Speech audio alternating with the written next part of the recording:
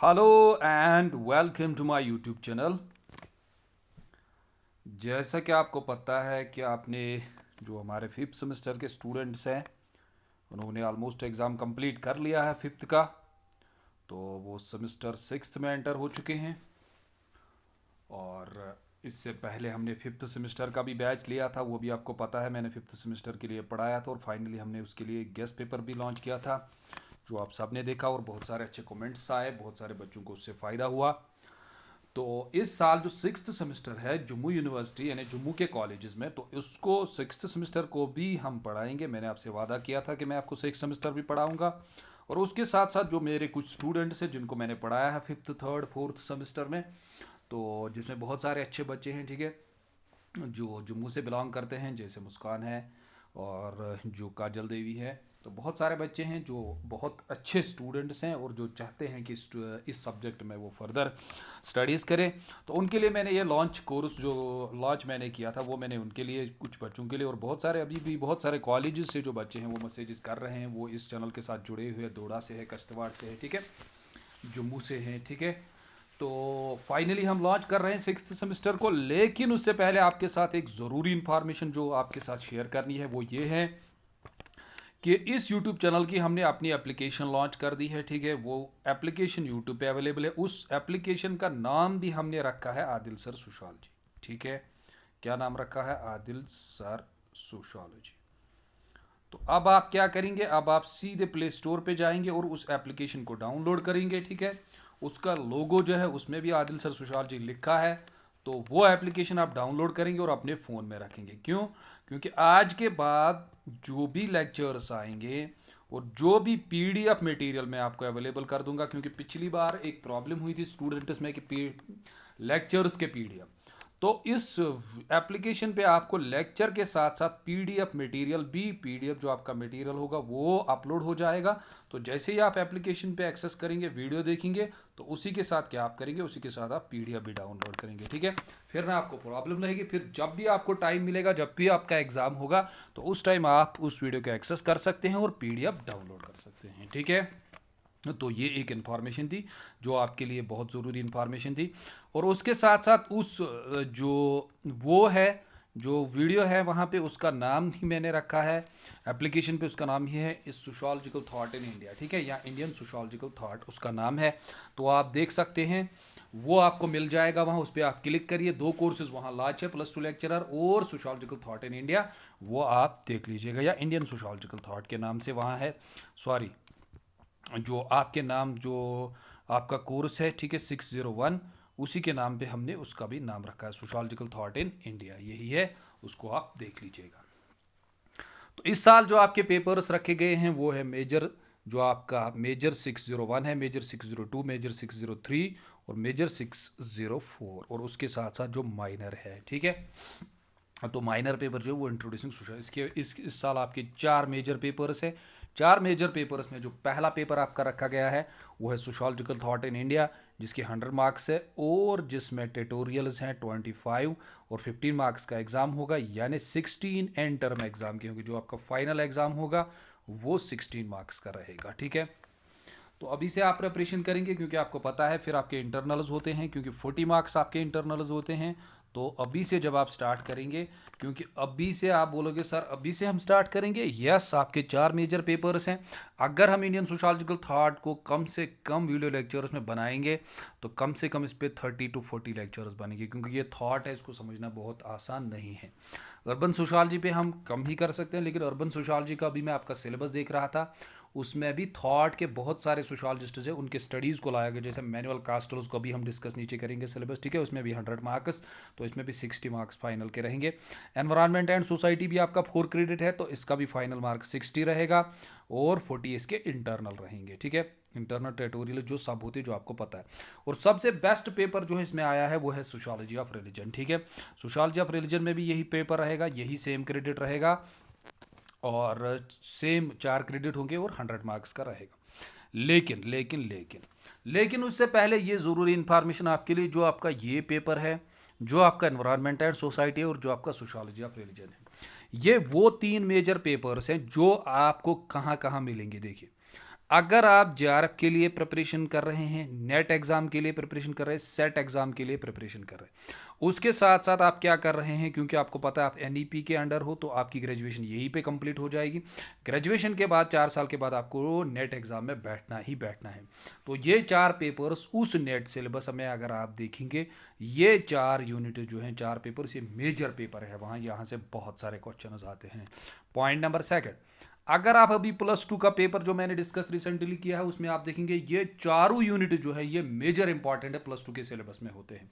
तो इन पेपर्स को मिस करना या इनको नहीं पढ़ना, ये आपके लिए बड़ा नुकसान होगा, ठीक है। उसके साथ साथ अगर आप असिस्टेंट प्रोफेसर का एग्जाम देखेंगे, जो रिसेंटली मैंने उसका पेपर भी डिस्कस किया, वो भी आप देख सकते हैं एज ए स्टूडेंट, उसमें आप देखिए 1-2 बार उस पेपर को, तो वहाँ से भी आपको sociology of religion, environment and society जो रिसेंटली सिलेबस में इंक्लूड किया गया, और इंडियन सोशियोलॉजिकल थॉट, ये तीनों इंपॉर्टेंट है, ठीक है। तो ये चीज़ समझ आई होगी। और उसके साथ साथ जो मेजर जो आपके लिए इंफॉर्मेशन है वो ये है कि इस वीडियो लेक्चर के साथ ही मैं अपनी एप्लीकेशन और आपका जो कोर्स है उसकी लिंक अवेलेबल कर दूंगा। वहाँ उस लिंक को आप देख लीजिए और उस लिंक पे क्लिक कीजिए, एप्लीकेशन डाउनलोड कीजिए और कोर्सेज का एक्सेस लीजिए, ठीक है। इनमें से मैं आपको ये सोशियोलॉजिकल थॉट इन इंडिया, ठीक है, उसके साथ साथ एनवायरनमेंट एंड सोसाइटी और सोशियोलॉजी ऑफ रिलीजन एप्लीकेशन पे पढ़ाऊंगा। इसमें आपको paid course, as a paid course launch होगा। इसमें हम फीस रखेंगे खाली 500 रुपया। इसमें आपको दोनों वीडियो लेक्चर एक्सेस मिलेगा और विद PDF में। ये वाला मैं आपको फ्री पढ़ाऊंगा, ये मैं आपको यूट्यूब पे फ्री अवेलेबल कर दूंगा। ये वाला जो पेपर है, पहले हम फर्स्ट पेपर को पढ़ेंगे, फिर हम सेकंड को पढ़ेंगे, फिर थर्ड को पढ़ेंगे, ठीक है। तो ये वाला जो है, ये वाला यूनिट, सॉरी, जो पेपर सेकंड है वो मैं आपको फ्री में पढ़ा दूंगा, ठीक है। तो चलिए करते हैं हम डिस्कस, सॉरी, अब हम डिस्कस करेंगे सिलेबस को। पेज नंबर 22 पे सिलेबस है आपका, ठीक है। 601,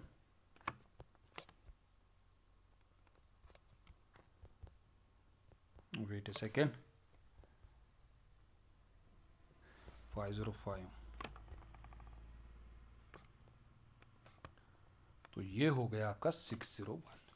ये पहला आपका मेजर कोर्स है, ठीक है। इसमें से आपको क्या क्या पढ़ना होगा, इस पेपर को मैंने ऑलरेडी डिस्कस किया है। एप्लीकेशन पे जाइए, इस सिलेबस को मैंने वहाँ डिस्कस किया है, वहाँ ये फ्री अवेलेबल है, उसको वहाँ देखिए कि क्या क्या पढ़ना है इसमें आपको। पिछली बार मैंने आपको पढ़ाया था Indian sociological thought paper first, लेकिन जब एग्ज़ाम आया फिर बहुत सारे स्टूडेंट्स ने मैसेजेस की कि सर हमें क्या पढ़ाया गया है। उनको पढ़ाया गया था वहाँ इंडियन सोशियोलॉजिकल थॉट समझना था, जैसे मार्क्सिज्म AR देसाई के लाइट में समझना था, इंडियन सोसाइटी को AR देसाई के लाइट में समझना था। उसने इंडियन सोसाइटी को कैसे मार्क्सिस्ट पर्सपेक्टिव से समझा। तो बहुत सारे बच्चों को पढ़ाया गया था मार्क्सिज्म। बहुत सारे बच्चे ये कह रहे थे सर हमें उसमें मार्क्सिज्म लिखना है। नो, तो यही प्रॉब्लम होती है जब आप नहीं पढ़ते हैं, तो फिर एग्जाम के बाद, एग्जाम के टाइम आप फिर क्या करते हो, एक हल्ला मचा देते हो, ठीक है। तो यहाँ आपको दिया गया है सबाल्टर्न पर्सपेक्टिव, इसमें डॉक्टर भीमराव अंबेडकर, बाबा साहब भीमराव अंबेडकर को पढ़ना होगा। ये सिलेबस मैंने ऑलरेडी डिस्कस किया, इसको मैं यहाँ ज़्यादा डिस्कस नहीं करूँगा। पहले आपको समझना होगा सबाल्टर्न पर्सपेक्टिव क्या होता है। सबाल्टर्न पर्सपेक्टिव थोड़ा थोड़ा मैं आपको बता दूंगा। ये वो होता है जो हमारे सोसाइटी में जब हम कास्ट सिस्टम पढ़ते हैं, जो लोअर कास्ट्स के लोग होते हैं, जिसमें हमारे दलित आते हैं या अनटचेबिलिटी के लोग आते हैं, या जो लोअर कास्ट्स अभी प्रेजेंटली जो हमारे जिनको जो लोअर कास्ट्स हैं, तो उनको जब आप स्टडी करते हो उसको हम बोलते हैं सबाल्टर्न पर्सपेक्टिव, ठीक है। इसमें आपको पढ़ना होता है डेविड हार्डीमान को पढ़ना होता है, ठीक है। तो BR अम्बेडकर को पढ़ना है, आपको खाली BR अम्बेडकर को पढ़ना है। पहले आपको समझना है कि जैसे हम मार्क्सिस्ट अप्रोच को पहले समझते हैं, फिर इंडियन सोशलॉजिस्ट ने उसको यूज़ कैसे किया। यहाँ आपको समझना है कौन सा अप्रोच, पहले सबाल्टर्न अप्रोच होता क्या है। जैसे पिछले पेपर में मैंने आपको इंडोलॉजी पढ़ाया था, इंडोलॉजी होती क्या है, फिर सोशलॉजिस्ट ने उसको, इंडियन सोशलॉजिस्ट ने कैसे उसी तरीके से पहले आपको अप्रोच को समझना है कि ये अप्रोच बोलता क्या है, क्या स्टडी करना है, किस तरह से यूज़ करना है, सोसाइटी में कैसे स्टडी करनी है। फिर उसमें आपको देखना है Dalits, untouchability and constitutional democracy. इसके बहुत सारे कंसेप्ट है, वो आप वहाँ देखिए, मैंने वहाँ डिटेल में इसको डिस्कस किया है। तो आप सीधे जाइए प्ले स्टोर पे, एप्लीकेशन डाउनलोड कीजिए, एप्लीकेशन के एक्सेस में जाइए, वहाँ आपकी sociology of India, Indian sociological thought जो है पेपर सेकंड अवेलेबल है। उसमें मैंने कोड भी लिखा है UMJ एसोसिएटी मेजर 601, उस पर क्लिक कीजिए, वहाँ फ्री लेक्चर आपका अवेलेबल है, वो देख लीजिए। कॉन्स्टिट्यूशनल डेमोक्रेसी, इसमें क्या पढ़ना होगा ये भी मैंने वहाँ अच्छे से डिस्कस कर लिया। अब सिविलाइजेशन अप्रोच जो NK बोस का है वो आपको समझना है। पहले सिविलाइजेशन अप्रोच होता क्या है, सिविलाइजेशन अप्रोच, सिविलाइजेशन उसको पढ़ता है कि पुरानी सिविलाइजेशंस क्या थी, उनका सिस्टम क्या था, उनका सोशल सिस्टम कैसा था, उनका कल्चर कैसा था, उनका आर्किटेक्ट कैसा था। जैसे आपको यहाँ रखा गया है study of architect and Indian civilisation, Indian civilisation का आर्किटेक्ट यानी इसकी जो बिल्डिंग्स है पुरानी उनकी उनकी स्टडी, ठीक है, वो सिविलाइजेशन। यूनिटी एंड डाइवर्सिटी कैसे इंडियन सोसाइटी में डेवलप होगी, इंडियन सिविलाइजेशन में यूनिटी कैसे डेवलप होगा, डाइवर्सिटी कैसे डेवलप होगी, ये आपको देखना है, ठीक है। तो यहाँ हम ज़्यादा डिस्कस नहीं करेंगे। यहाँ योगेंद्र सिंह का को आपको पढ़ना होगा, जो जेएनयू के one of my favourite sociologist, ठीक है। ये जेएनयू के हैं, तो रिसेंटली 1-2 साल पहले इनकी डेथ हो गई है। तो योगेंद्र सिंह का कल्चरल अप्रोच आपको समझना होगा। अंडरस्टैंडिंग कल्चरल अप्रोच होता क्या है, पहले कल्चरल अप्रोच समझना है, कल्चरल अप्रोच क्या किस चीज़ को स्टडी करता है सोसाइटी में, ठीक है। देन आपको समझना है कास्ट सिस्टम को योगेंद्र सिंह ने कैसे डिफाइन किया, जैसे हमने पिछली बार देखा था जीएस गुरे का कास्ट सिस्टम। सोशल स्ट्रैटिफिकेशन को योगेंद्र सिंह ने कैसे देखा कि इसका ऑरिजिन कैसे हुआ, ये कैसे एग्जिस्ट करती है, ये देखना है आपको, ठीक है। और उसके साथ साथ मॉडर्नाइजेशन इंडिया, ये आपको पता ही है, मैंने आपको मॉडर्नाइजेशन एससी दुबे में भी पढ़ाया था। यहाँ आपको मॉडर्नाइजेशन देखनी है अकॉर्डिंग टू योगेंद्र सिंह। फिर आप कल से फिर से मैसेज करोगे सर क्या यहाँ एससी दुबे हम लगाए, नो, यहाँ मॉडर्नाइजेशन देखनी है, लेकिन योगेंद्र सिंह ने कैसे देखा इंडियन मॉडर्नाइजेशन को, ठीक है। तो उसके बाद आपको कंटेम्पररी डिस्कोर्सेज रखने हैं। डिस्कोर्सेज होते क्या हैं कि हाउ सोसाइटी में thinking, feeling, way of thinking, way of speaking कैसे डेवलप होता है। कंटेम्पररी डिस्कोर्स जिसमें आपको मिशेल फोको को देखना होगा थोड़ा बहुत। कॉन्टेक्सचुअलाइजेशन, कॉन्टेक्सचुअलाइजेशन ये कहता है अगर आप कोई कंसेप्ट समझते हैं तो उस कंसेप्ट को समझने के साथ साथ आपको पहले उस टाइम कॉन्टेक्स्ट क्या था, उस टाइम क्या हालात थे, बाहर की सोशल सेटिंग कैसी थी, वो इंसिडेंट जब हुआ था वहाँ कैसी सोशल, वहाँ सोशल सिस्टम कैसा था, तभी आप एक चीज़, एक कॉन्टेक्स्ट, एक फिनोमेना, एक कंसेप्ट को अंडरस्टैंड कर सकते हैं कि इवेंट को अंडर। जैसे हमारे पास सत्याग्रह है या चोरा चोरी मूवमेंट है, गांधी जी ने बहुत सारे मूवमेंट्स डेवलप किए थे, तो उस टाइम का सोसाइटी में क्या रिएक्शन था, सोशल सेटिंग्स कैसे थे, एनवायरनमेंट कैसा था, सोशल एनवायरनमेंट, लोग कैसे उस चीज़ को क्या कर रहे थे, उस चीज़ को देख रहे थे, तो तभी आप उस कंसेप्ट, ये कॉन्टेक्सचुअलाइजेशन का आइडिया है, ये देखना होगा आपको। और उसके साथ इंडिजनाइजेशन देखना होगा। इंडिजनाइजेशन क्या कहता है कि हाँ चलो हमारी सोशोलॉजी तो फ्रेंच से आई है, लेकिन जब इंडिया में वो आई तो इंडियन सोशोलॉजिस्ट्स ने यहाँ के नॉलेज, यहाँ के कस्टम्स, यहाँ के ट्रेडिशंस, यहाँ के प्रैक्टिसेस, यहाँ के कल्चर को कैसे सोशोलॉजी में इनकॉर्पोरेट किया, यहाँ की नॉलेज कैसे इंडिजनाइजेशन सोशोलॉजी में आई, तो वो चीज़ आपको देखनी होगी। तो उसके साथ साथ आपको देखना होगा sociology for India and issue for Indian sociologists, ये क्या इनके लिए कौन सा इशू था, सोशोलॉजी को इंडिया में डेवलप करना, इंडिया के कंसेप्ट्स को समझना, उसको सोशोलॉजिकल पर्सपेक्टिव्स में समझना, उसको सोशोलॉजिकल नॉलेज बनाना, तो ये भी देखना होगा। तो ओवरऑल मैं आपको कहूँगा आपके जो पेपर्स हैं वो ईजी नहीं है, ये बात याद रखना अभी से, फिर बाद में मत बता देना सर ये क्या हुआ, फिर जब एग्ज़ाम आ जाता है ना फिर तुम लोग ज़िंदा हो जाते हो। तो पहले से प्रिपरेशन करो, अच्छे से प्रिपरेशन करो, ठीक है। और उसके साथ साथ जो ज़रूरी आपके लिए इन्फॉर्मेशन है, क्योंकि अगर आप में से कोई रिसर्च करना चाहेगा तो उसको जब नेट जेआरएफ का एग्ज़ाम देना पड़ेगा, तो नेट जेआरएफ पहले जेआरएफ होता है, ठीक है, जूनियर रिसर्च फेलो, जिसमें आपको स्कॉलरशिप मिलती है, फिर नेट एग्ज़ाम होता है, फिर आपका क्वालिफाई होता है पीएचडी एंट्रेंस। अब इसी में और एक सेक्शन इस साल ऐड किया गया, अगर आप नेट के एग्ज़ाम में बैठेंगे, अगर आपका ये भी क्या एग्ज़ाम क्वालिफाई नहीं होता, ये भी नहीं होता, पीएचडी एंट्रेंस हो जाता है, तो उसमें क्या होगा आपको फिर डायरेक्ट पीएचडी का एडमिशन मिल जाएगा, ठीक है। तो वो भी आप याद रखिएगा, वो भी मत भूलिए। तो हम क्या कहते हैं रीडिंग, सर कौन सी बुक इसमें अच्छी है, कौन सी बुक हम पढ़ सकते हैं इसके लिए, वो इसने खुद दी है। एससी दुबे की बुक को आपको नहीं देखना है, सॉरी, आपको नागला की बुक देखनी होगी, जहाँ से मैं आपको इंडियन सोशोलॉजिकल थॉट पढ़ाता हूँ। ये one of the best book है। ये एक इंडियन आथर है जिसको सोशोलॉजी में एक्सेप्ट किया जाता है कि ही इज़ टीचिंग, मतलब he is one of the best sociologist है, जो बायस के बाहर बोलते हैं, जिसको हम एज अ बेस्ट यानी कंसिडर करते हैं, ठीक है, बुक्स के लिए। कौन से? बीके नागला। चलिए, तो उसके बाद आपका जो मेजर सेकंड है यूएमजे एसोसिएटी, ये भी 4 क्रेडिट्स का आपका है, ठीक है। तो इसको हम समझेंगे। चलिए, तो इसमें आपको क्या पढ़ना है, पहले आपको पढ़ना है meaning and features of urban society. Urban society होती क्या है, वहाँ आपको 5th सेमेस्टर में रूरल सोसाइटी थी, यहाँ आपका अर्बन सोसाइटी है। टाइप्स ऑफ अर्बन सोसाइटीज़ कैसे होती है, जैसे टाउन आपको अलग से देखना होगा, सिटी क्या होती है, और मेट्रोपॉलिटन क्या होते हैं। यहाँ से नेट के एग्जाम्स में ऑब्जेक्टिव्स कंफर्म आ जाते हैं, ठीक है। तो अगर आप इस सिलेबस को अच्छे से पढ़ेंगे ना, तो आप बड़े एग्जाम के लिए प्रिपेयर हो जाएंगे। लेकिन प्रॉब्लम क्या है, आप इन एग्जाम्स को, इस सिलेबस को थोड़ा लाइटली ले जाते हो, और फिर उन एग्जाम्स के लिए आपको दोबारा से प्रिपरेशन करनी पड़ती।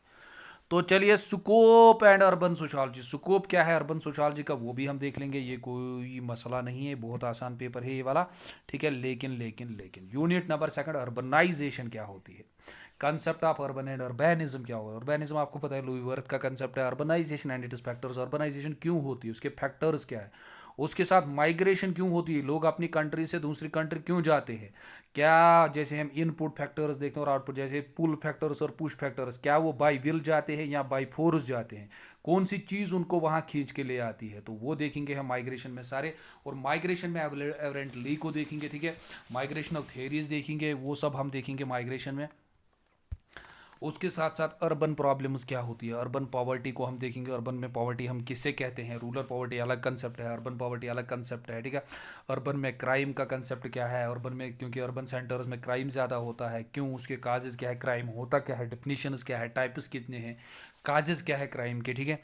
अर्बन पोल्यूशन जो सबसे बड़ी मेजर प्रॉब्लम अर्बन सिटीज़ में, और एनवायरमेंटल कंसर्न, ये सब चीज़ें हम देखेंगे। अब आते हैं यूनिट नंबर 4 पे, ये बहुत इंपॉर्टेंट यूनिट है as per the examination is concern, चाहे कोई भी एग्जाम हो, सोशियोलॉजी का गेट हो, नेट हो, सेट हो, ये यूनिट से ये वाला यूनिट है बहुत इंपॉर्टेंट है, क्योंकि इसमें जो कॉन्सेंट्रिक जोन थ्योरी है जो पार्क और बर्गर ने दी है, ये बहुत इंपॉर्टेंट है, इससे बहुत सारे क्वेश्चन आते हैं, तो ये आपको देखनी होगी। उन्होंने मॉडल जोन थ्योरी कैसे, कॉन्सेंट्रिक मॉडल जोन में उसने 5-6 स्टेप्स दिए कि एक सिटी कैसे एडजस्ट करती है, उसके अंदर मार्केट होता है, मार्केट के बाहर उसमें बिजनेस सेंटर्स होते हैं, उसके बाहर फैक्ट्रीज होते हैं, तो उसके बाहर लोग रहते हैं, ठीक है।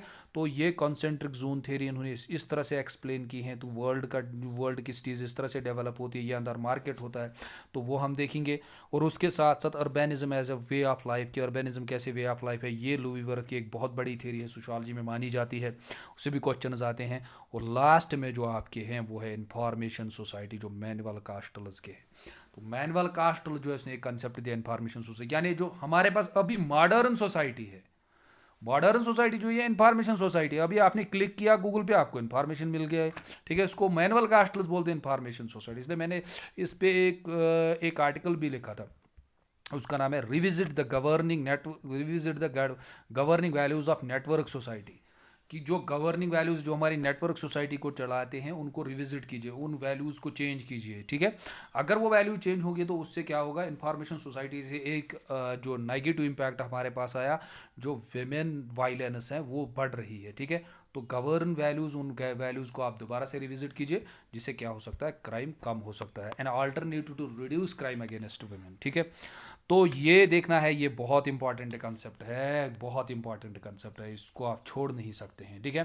तो ये जो है ये यूनिट में आपको फ्री पढ़ा दूंगा ये पेपर, लेकिन paper number second, paper number third जो आपका है मेजर कोर्स, वो है अंडरस्टैंडिंग अर्बन सोसाइटी, ठीक है। तो ये यही वाला है, इसके जो एंड एक्सटर्नल्स कैसे होंगे उसकी इन्फॉर्मेशन है वो आप खुद भी देख सकते हैं। तो चलिए इसके बाद हम देखते हैं मेजर 603 को। मेजर 603 हैं जो हैं ये बहुत इंपॉर्टेंट है, ठीक है। तो इसको हम कैसे पढ़ेंगे, मेजर 601 अब मैंने लॉन्च कर दिया है, जैसे ही हम उसको खत्म करेंगे तो हम मेजर 602 मैं आपको फ्री पढ़ा दूंगा, मेजर 603 एनवायरनमेंट एंड सोसाइटी में लॉन्च कर दूंगा। ये पेपर जो है ये बहुत इंपॉर्टेंट है as per the examination are concern, ये +2 में भी ये सिलेबस आता है आजकल, और असिस्टेंट प्रोफेसर के सिलेबस में भी आता है, और इसको नेट सिलेबस में भी इंक्लूड कर दिया गया है, एनवायरनमेंट एंड सोसाइटी, क्योंकि आपको पता है एनवायरनमेंटल इश्यूज ज़्यादा बढ़ रहे हैं, तो इसकी जो इंपॉर्टेंस है वो बहुत ज़्यादा बढ़ रही है, ठीक है। तो इसमें बेसिक कंसेप्ट्स रखे गए आपके एनवायरनमेंट, पहले आपकी एनवायरनमेंट की मीनिंग क्या होती है और एनवायरनमेंट के कंपोनेंट्स कितने होते हैं वो समझने होंगे, जैसे बायोटिक है बायोटिक, ठीक है, या इकोसिस्टम वो समझना होगा। सोशल इकोलॉजी पे किसने काम किया, जैसे राधा कमल मुखर्जी हमारे हैं, सोशल इकोलॉजी होती क्या है, ये हम सोशोलॉजी में कंसेप्ट यूज़ करते हैं सोशल इकोलॉजी, ठीक है।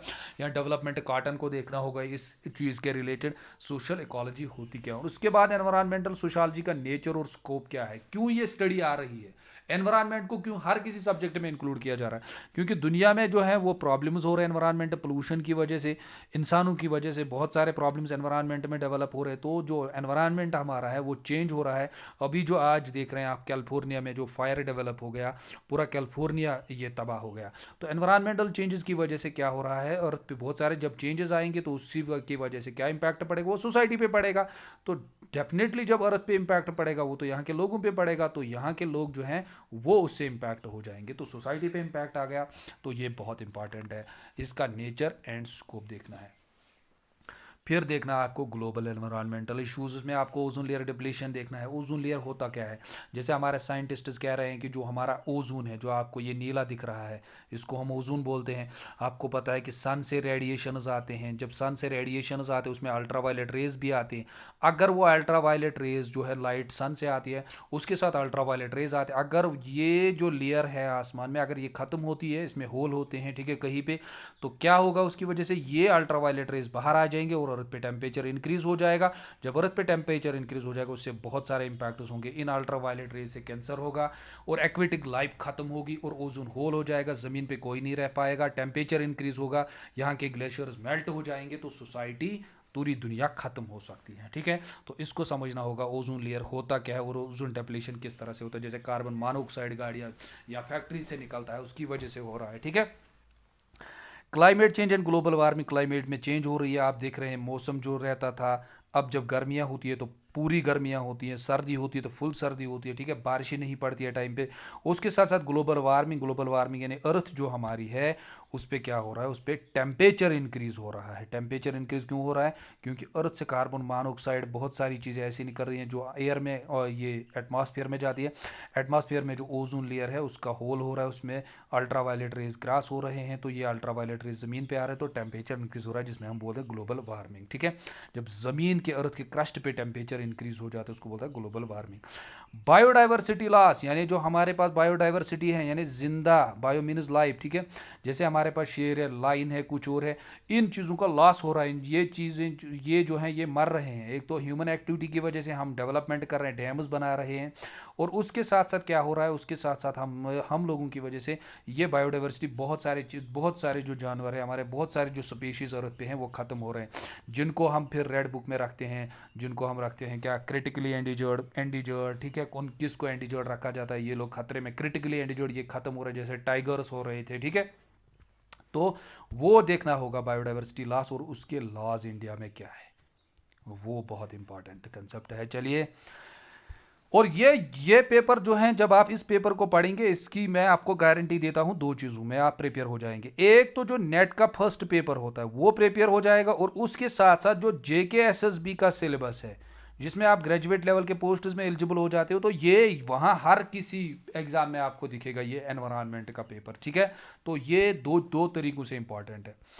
तो चलिए, environment and sustainable development. Sustainable development क्या होता है, पहले आपको मिलेनियम डेवलपमेंट समझना होगा, फिर सस्टेनेबल डेवलपमेंट बोलता क्या है। सस्टेनेबल डेवलपमेंट आपको बोलता है, अगर आप अर्थ पे रह रहे हैं, ज़मीन पे रह रहे हैं, आप वाटर यूज़ कर रहे हैं, आप उतना ही वाटर यूज़ कीजिए जितना आपके पास आपके लिए ज़रूरी है, बाकी जो है उसको प्रिजर्व रखिए। किसके लिए, क्योंकि आपके बाद भी लोग आने वाले हैं, तो उनके लिए भी कुछ रहना चाहिए, ठीक है, जिसको हम बोलते हैं meet the need of present generation. अभी आप अपनी नीड्स को फुलफिल कीजिए without compromising with the needs of future generation. Future generation की जो नीड्स है वो भी रखिए, उनको खत्म मत कीजिए।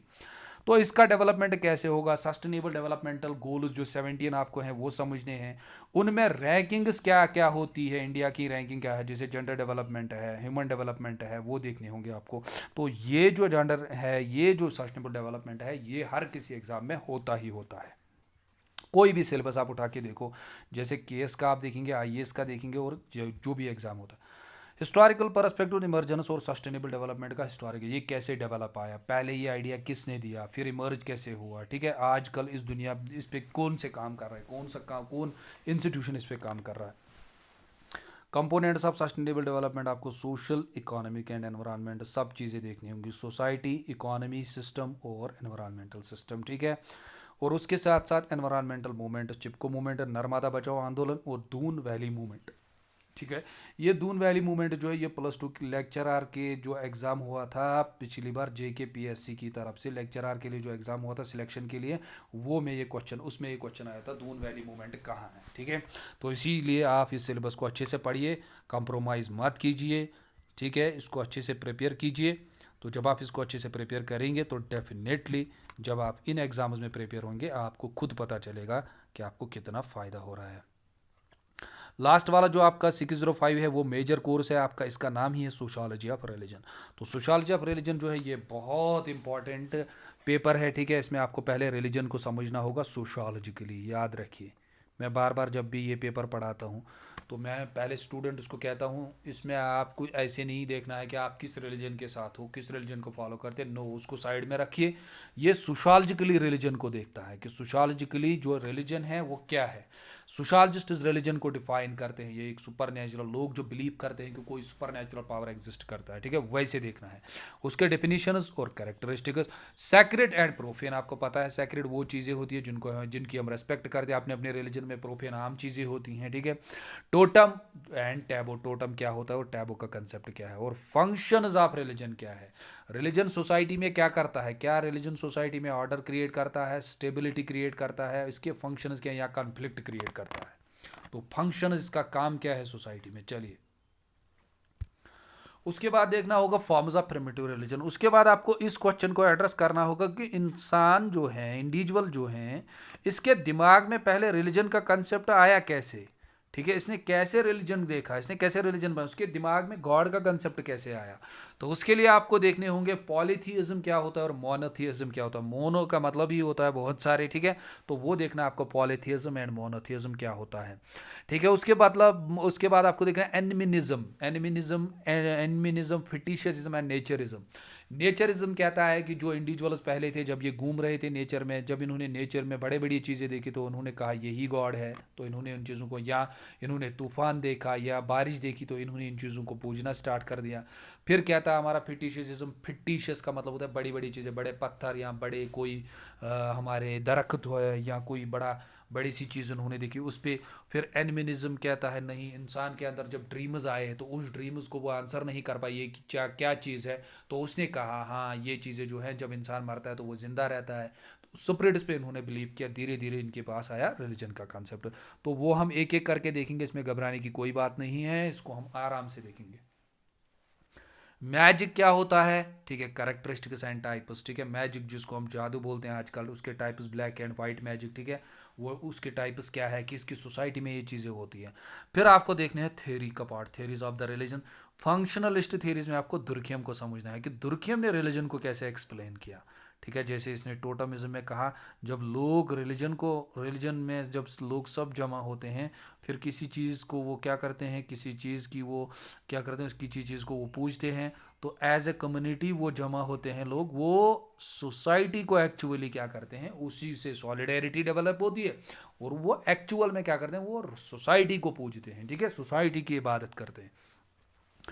तो वो देखना है हमें दुर्खियम की लाइट में। और फिर मार्क्सिस्ट थ्योरी ऑफ रिलीजन आपको देखना है कि मार्क्स ने रिलीजन को कैसे एक्सप्लेन किया, ठीक है, कॉन्फ्लिक्ट परस्पेक्टिव में, ठीक है, जो आपने बार बार सुना होगा religion is the opium of mass, जो मार्क्स ने कहा था उसको हम देखेंगे। मार्क्स रिलीजन के खिलाफ क्यों हुआ था, उसका बैकग्राउंड क्या है, मार्क्स ने रिलीजन को क्या देखा, और वेबेरियन परस्पेक्टिव, इन दोनों के कॉन्सेप्ट्स में जितना मज़ा आपको पढ़ने में आएगा कुछ मत बोलिए, ठीक है। क्यों, क्योंकि मार्क्स और वेबर के बीच में जो है वो दोनों एक दूसरे के अपोजिट है। ये कहता है मार्क्स की वजह से कॉन्फ्लिक्ट होता है रिलीजन की वजह से, ये कहता है नहीं, ये कहता है रिलीजन की वजह से दुनिया में गरीबी आती है, कहता है दुनिया में अमीरी डेवलप हो गई, Protestantism and spirit of capitalism. ये कहता है दुनिया में चेंजेस अगर नहीं आ रहे हैं तो वो रिलीजन उसमें हिंड्रेंस मार रहा है। ये कहता है नहीं, दुनिया में चेंजेस आ रहे हैं रिलीजन की वजह से, religion create social change in society. तो ये बड़ा डिबेट है, इसमें बड़ा मजा आएगा। चलिए उसके बाद आपको देखना है रिलीजन एंड सोशल चेंज, ठीक है। तो वेबर ने जो रिलीजन स्टडी किया, इसने इंडियन रिलीजन भी स्टडी किया है, चाइना का रिलीजन स्टडी किया है, प्रोटेस्टेंट्स का रिलीजन, प्रोटेस्टेंट्स और कैल्विनिज्म का रिलीजन, इसने कैल्विनिस्ट्स का रिलीजन स्टडी किया है, ठीक है। तो उसके बाद आपको क्या देखना है, रिलीजन एंड सोशल चेंज, ठीक है। सेक्युलरिज्म होता क्या है, सेक्युलरिज्म की मीनिंग क्या है। तो सेक्युलरिज्म आपको दो चीज़ें देखनी होंगी, इसमें दो मॉडल्स, वेस्टर्न सेक्युलरिज्म और इंडियन सेक्युलरिज्म, ठीक है। वेस्टर्न रिलीजन और पॉलिटिक्स को अलग अलग कर देता है, लेकिन सेक्युलरिज्म जो इंडिया में है वहाँ ये अलग अलग नहीं होता है। इंडिया में हर किसी रिलीजन को एज इक्वल ट्रीट किया जाता है इंडियन कॉन्स्टिट्यूशन में, ठीक है। तो दो मॉडल्स है हमारे पास, दोनों को समझना होगा। फिर सेक्युलराइजेशन होती क्या है, सेक्युलराइजेशन का मतलब क्या होता है, सबको इक्वली ट्रीट करना, ठीक है, सबको इक्वल ट्रीटमेंट, इक्वल अपॉर्चुनिटीज, ठीक है, मौके देना।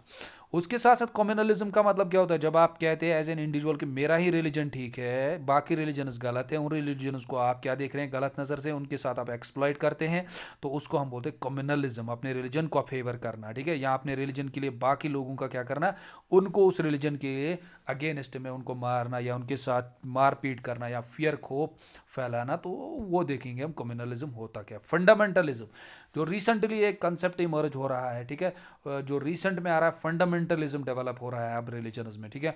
कुछ ग्रुप जो रिलीजन्स में वो क्या करते हैं, वो अपने रिलीजन को फॉलो करने के लिए, अपने रिलीजन को बढ़ाने के लिए, अपने रिलीजन के लिए एक वायलेंस क्रिएट कर रहे हैं बाकी रिलीजन्स के खिलाफ, तो वो भी हम देख लेंगे फंडामेंटलिज्म होता क्या है। रिलीजियस मूवमेंट्स आपको देखने, आर्य समाज और ब्रह्म समाज जो रिलीजियस मूवमेंट्स आए थे, इन्होंने कैसे रिलीजन में चेंजेस लाए, रिलीजन के वैल्यूज़ में, ट्रेडिशंस, कस्टम्स में उन्होंने कैसे चेंजेस लाए, ठीक है, अपने रिलीजन को उन्होंने कैसे प्रेजेंट किया, वो हम देखेंगे। सॉरी, इंडियन सोसाइटी में उन्होंने रिलीजन को कैसे। तो ये सोशोलॉजी ऑफ रिलीजन आपको पता ही है, ये बहुत इंपॉर्टेंट पेपर होने वाला है, तो ये पेपर जो है वो इजी नहीं है, ठीक है। तो सोशोलॉजी ऑफ रिलीजन के लिए ये बुक्स दी गई है, तो इनको आप देख सकते हैं, अगर आपकी लाइब्रेरी में अवेलेबल है तो ये बुक्स में अगर कोई भी अवेलेबल है वो आप देख सकते हैं। तो फिर आपका रह जाता है माइनर कोर्स, तो माइनर आपके मेजर में ही आ जाता है, ठीक है। तो फाइनली हमारा इसी के साथ ये फिनिश हो जाता है। तो हम अब कैसे पढ़ाएंगे, मैंने आपके लिए कोर्स लॉन्च कर दिया है एप्लीकेशन पे, जिसका नाम है सोशोलॉजिकल थॉट इन इंडिया या इंडियन सोशोलॉजिकल थॉट सेकंड।